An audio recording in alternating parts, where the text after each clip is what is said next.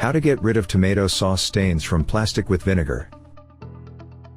Distilled white vinegar is a must-have in all households because of its numerous cleaning benefits. It also works well at cutting tomato sauce stains on plastic.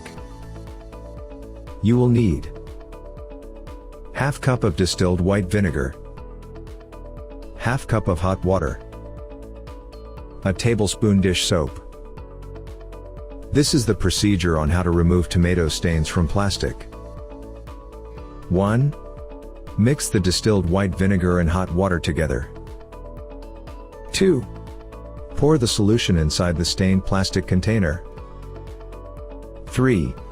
Close the lid and give it an aggressive shake.